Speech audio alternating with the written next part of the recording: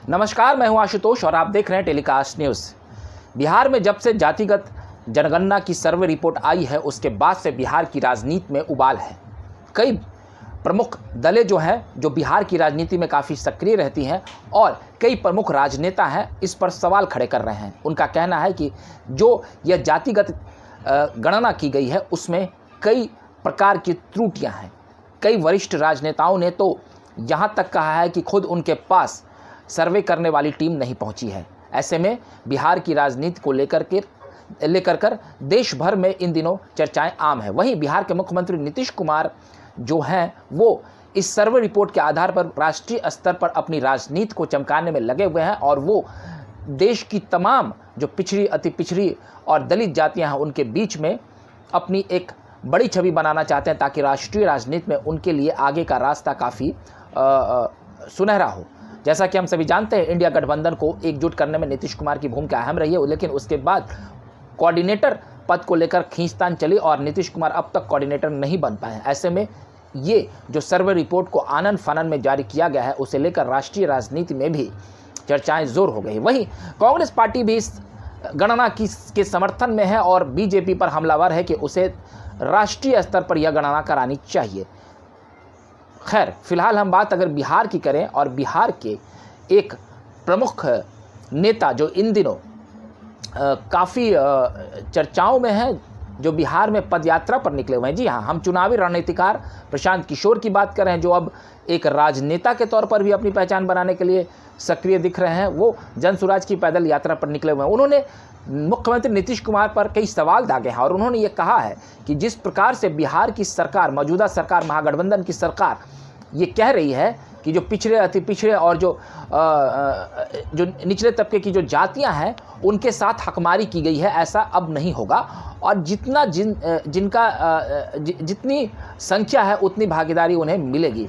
तो प्रशांत किशोर ने ये पूछा है कि आखिर 1990 के बाद से बिहार में किसकी सत्ता रही है, या लालू प्रसाद की रही या नीतीश कुमार की रही है।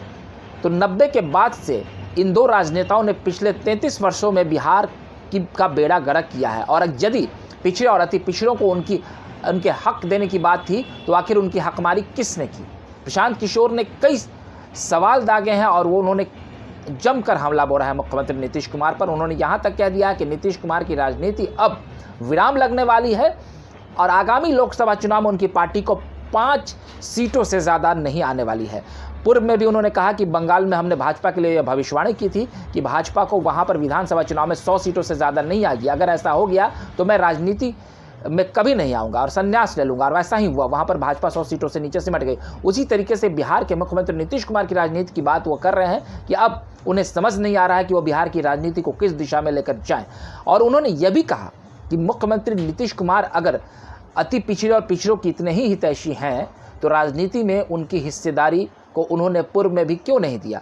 और आज भी अगर आप देखा जाए तो बिहार में जितने भी मंत्री हैं या जो संख्या के आधार पर जो बिहार में राजनीतिक पृष्ठभूमि है उसमें कई खामियां दिख रही हैं। आगे भी उन्होंने कहा कि यदि जितनी संख्या के है उस आधार पर यदि उनको हक देने की बात आएगी तो क्या बिहार के मुख्यमंत्री नीतीश कुमार जो हैं वो अपनी कुर्सी छोड़ देंगे। वहीं इस पूरे गणना की रिपोर्ट के बाद बिहार की राजनीति में जो कई प्रमुख राजनेता हैं उन्होंने कई सवाल खड़े किए हैं और वो ये कह रहे हैं कि इस गणना की ये गणना जो की गई है, जो इसका ये रिपोर्ट है, ये बिल्कुल ही गड़बड़ है। इसे सरकार ने अपने इशारे पर बनाया है और कई प्रमुख जातियां भी ये आरोप लगा रही हैं कि ये जो गणना की गई है इसमें उनके जाति को कम कर डाला गया है।